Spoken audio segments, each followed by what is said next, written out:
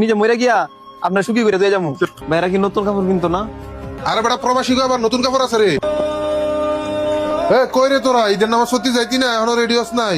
ও ভাই আমরা তো রেডি হয়ে বলেছি, কিন্তু রাব্বি তো এখনো উঠে নাই। তো তারা ডাক দেন না কে রে? ঈদের নামাজ শেষ হলে নি যাবেন আপনারা? এই রাব্বি উঠোস না, আমরা তিনজন বাবা হয়ে গেছি। ওঠ। আপনার রেডি দিতেন না? এরা যে রেডি হয়ে বেরিয়েছিস তুই সয়ে দেওস না? তুই কি কানা নাকি?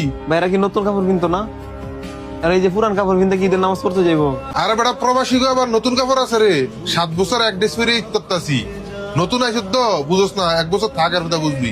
আচ্ছা ভাই রেডি হইতেছি।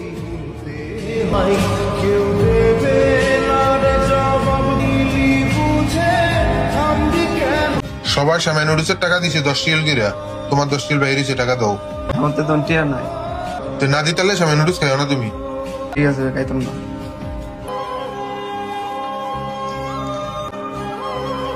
আসসালামাইকুম।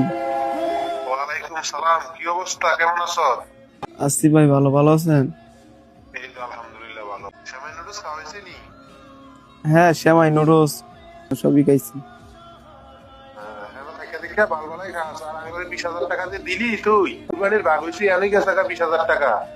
জামা কাপড় কিনবো কি দিয়া, মশলা কিনবো কি দিয়া, শ্যামাই নুডলস কিনবো কি দিয়া, এই চিন্তা করছো তুই? আমার কাছে যত টাকা ছিল আমি তো সব টাকাই পাঠাইছি।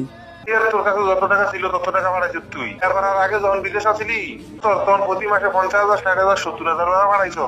বিয়ে করে যাওয়ার পরে 20,000, 25,000, 22,000 বিশি বাড়াস না। সবটা ওর বেতনে যাচ্ছ, তার জমা করতেছ। আমার তো হোর বাড়িতে আপনার চোখ পড়ছে, কোনো কিছু ইলিগালি হোর পারবেন ঝোলা করতেছি। এখন আমি এখানে মরে যাই কেন? তাইলে আপনার শান্তি হইবেন, তখন বেশি বেশি টিয়া নিয়েন। রাহি ভালো দেখেন, মিনিট লেগে এত কিছু কইরাও কোনো মূল্য নাই।